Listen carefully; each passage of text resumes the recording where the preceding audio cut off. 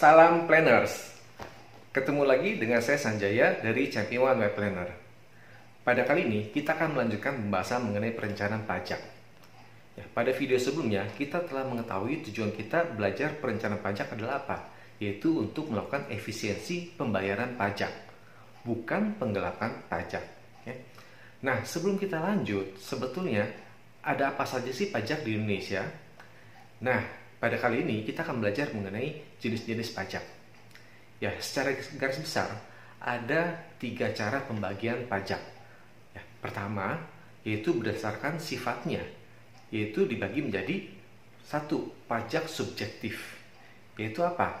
Yaitu siapa yang terkena pajak. Yaitu ada individu dan badan usaha atau subjek pajak dalam negeri dan subjek pajak luar negeri.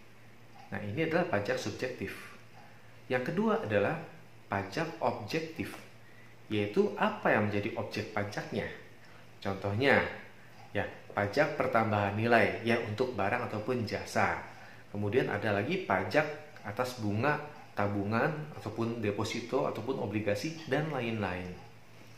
Nah, yang kedua adalah pembagian pajak berdasarkan cara pemungutannya, yaitu yang pertama pajak langsung, yaitu pajak yang langsung dikenakan kepada subjeknya dan tidak dapat dialihkan kepada pihak lain. Contoh, pajak penghasilan. Tidak mungkin penghasilan kita minta orang lain yang bayar pajak. Terus pembagian kedua adalah pajak tidak langsung, yaitu pajak yang dapat dialihkan kepada pihak lain. Contoh PPN, pajak penambahan nilai atas barang. Di sini bisa yang dapat pajak adalah penjual atau pembeli. Umumnya penjual akan menyerahkan kepada pembeli, biarlah pembeli yang menanggung pajaknya. Seperti itu contohnya. Nah, pembagian ketiga yaitu berdasarkan lembaga pemungutannya. Jadi siapa yang pengumutinya? Ini kita bagi menjadi 2 garis besar utama, yaitu apa? Yaitu pajak pusat, yaitu pajak yang dipungut dan dikelola oleh pemerintah pusat. Pajak-pajak ini itu hanya pajak-pajak tertentu. Contoh pajak penghasilan. Nah, itu akan dikelola oleh pusat. Kemudian pajak pertambahan nilai. Kemudian pajak penjualan atas barang mewah atau PPNBM. Kemudian ada bea materai. Dan satu lagi adalah pajak bumi dan bangunan khusus untuk perkebunan, perhutanan dan pertambangan. Nah, itu pajak pusat. Kemudian yang kedua adalah pajak daerah, yaitu pajak yang dipungut dan dikelola oleh pemerintah daerah. Siapa saja pemerintah daerah? Nah, ada 2 yang garis besar utama, yaitu pajak provinsi dan pajak kota atau kabupaten. Nah, untuk pajak provinsi hanya pajak-pajak tertentu yang dipungut, yaitu yang terkait kendaraan bermotor biasanya, yaitu pajak kendaraan bermotor, pajak bahan bakar kendaraan bermotor, bea balik nama kendaraan bermotor. Seperti itu. Dan satu lagi ada pajak air permukaan.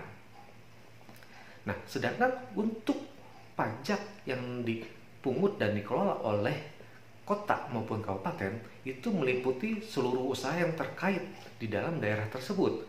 Contoh, pajak hotel dan restoran, pajak reklame, pajak parkir, pajak air tanah, pajak bumi dan bangunan, perdesaan dan perkotaan, dan lain-lain.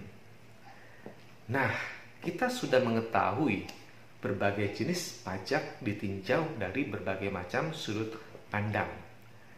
Nah, memang tidak semua pajak ini kita bisa lakukan efisiensi. Akan tapi ada beberapa pajak yang kita dapat lakukan efisiensi. Contoh yang tidak bisa kita lakukan efisiensi adalah PPN, pajak pertambahan nilai. Kita tidak bisa mengatur berapa besar pajak dari barang yang kita beli. Apakah kita yang bayar pajak atau penjual yang bayar pajak? Kita tidak bisa atur. Yaitu semua sudah dikelola oleh pemerintah pusat untuk besarannya. Sedangkan Yang pemungut siapa? Ya, sekarang dibalikan kepada penjual ya. Umumnya penjual tidak mau menanggung. Seperti itu. Nah, beberapa yang pasti kita dapat lakukan efisiensi adalah yang terkait dengan pajak penghasilan kita sebagai individu, kemudian pajak yang terkait dengan instrumen investasi, maupun nanti yang terakhir adalah pajak atau bea perolehan hak atas tanah dan bangunan. Nah, ini yang dikelola oleh pemerintah daerah untuk kota dan kabupaten. Nah, itu utamanya. Nah, jadi khusus untuk perencanaan pajak, kita hanya bicara subjek pajaknya adalah individu, bukan badan usaha. Oke, sekarang para planners sudah tahu tentang apa saja pajak yang ada di Indonesia. Oke, oleh karena itu mari kita belajar, mari kita cerdas akan pajak, sehingga kita bisa mengatur dan membayar pajak dengan lebih efisien. Oke, nantikan pembahasan tentang perencanaan pajak lebih detail pada video-video berikutnya. Oke, sampai ketemu lagi. See you.